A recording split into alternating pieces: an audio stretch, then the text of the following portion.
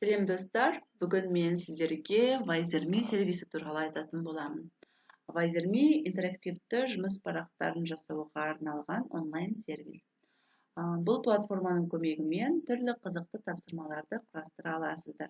Мысалға, сабақта оқушының білімін тексеруге арналған тапсырмалар, немесе үй тапсырмаларын құрастыруға болады. Платформаны қолдану үшін әрине ең алдымен сіздер тіркелу қажетсіздер. Сол себептен Join Now батырмасын басып, біз келесі терезеге өтеміз. Бұл терезеде бізге мұғалім ретінде немесе оқушы ретінде тіркелу ұсынылады. Біз мұғалім ретінде тіркелуді таңдаймыз және мұнда Google аккаунт, Edmodo және Microsoft аккаунттар арқылы тіркеле аласыздар. Мен бұл жерге Google аккаунт арқылы тіркелгендіктен сол Google аккаунтымен қосыламын. Қосылғаннан кейін сіздер басты бетке өтесіздер. Басты бетке өткеннен кейін қарасаңыздар, мұнда дайын жұмыстар өте көп. Яғни, өздеріңіз сияқты ұстаздардың жасаған жұмыстары.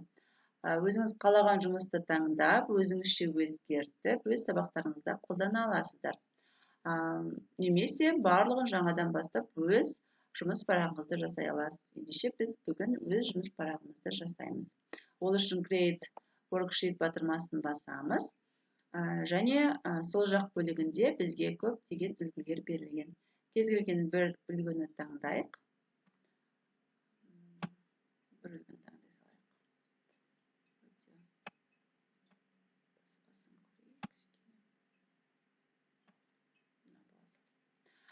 Және мұнда сізге тақырыпты жазу ұсынылады. Бүгін мен сіздерге дайындаған тақырыбым бұл ғаламшарлар туралы болмақ. Сол үшін мен тақырыпты ғаламшарлар деймін.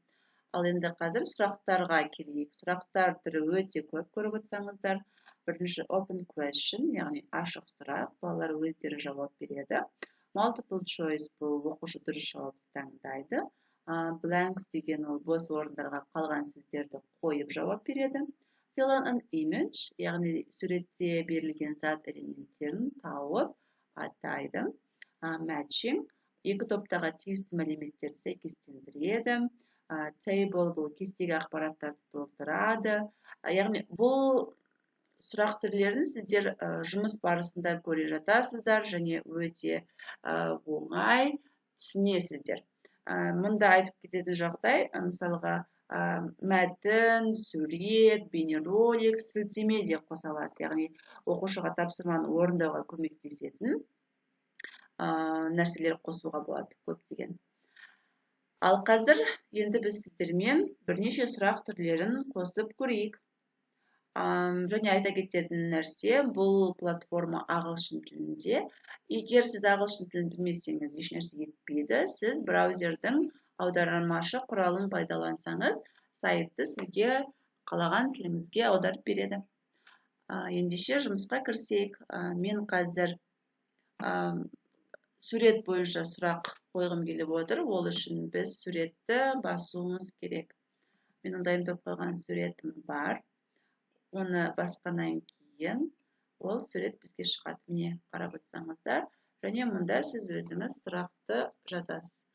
Ғаламшарларды атауын жазайық. Атауын жаз. Мұнда түсініктеме беруге болады. Бермесеңіз де болады, егер сұрағыңыз барлығы түсінікті болса.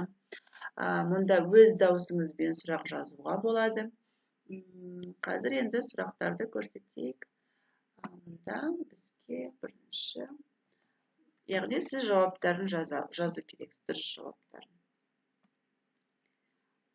Егер дұрыс болмаса, өшіріп, қайттан астына қоюға болады. Екінші ғаламшар шолпан, үшінші ғаламшар бізде жер, келесі Марс, одан кейін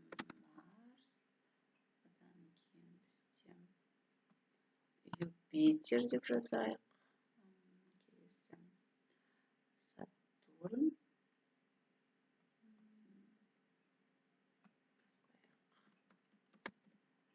Сатурннан кейін бізде Уран болсын.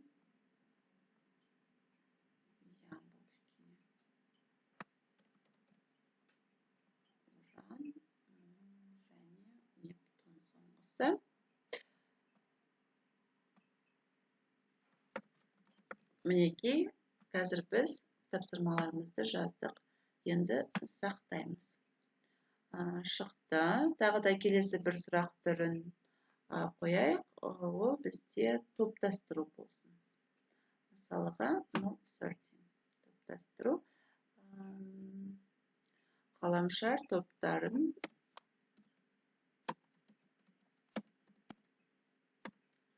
ғаламшарлардың топтарын көрсет. Мысалға, мұнда бірінші жер тобындағы ғаламшарлар деп алайық.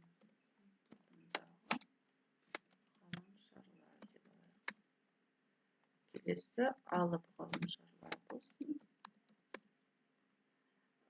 Және мұнда өзіңіз жауаптарын жазасыз. Яғни жер тобындағы ғаламшарлар бізде Меркурий. Сұрақты қосу үшін плюс батырмасын басуға болады. Шолпан, жер және Марс. Алып ғаламшарлар бізде Юпитер,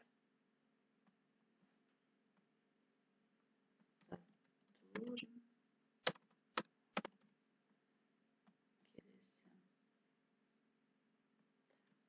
Уран, Нептун.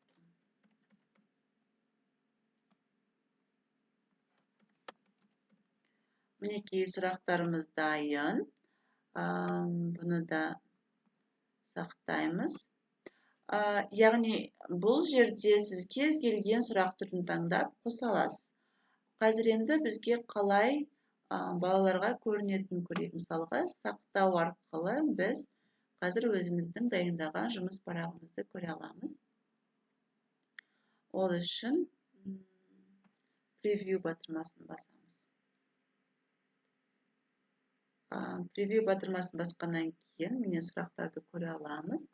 Мұнда таңдай алады балалар онлайн түрде. Және оны біз принтер арқылы шығаруға да болады. Қазір көрейік, қалай шығады екен. Мінекей көріп отырсаңыздар, шығарып алып, балаларға сабақ үстінде таратуға болады. Әрине, бұл ақылы түрде жасауға да болады. Ақылы түрде көп мүмкіндіктері бар. Себебі, егер балаларға онлайн түрде беру үшін, сіз өзіңіздің сыныбыңызды жасау керексіз. Ол сыныпты жасау, әрине, ол ақылы түрде ғана мүмкін болады.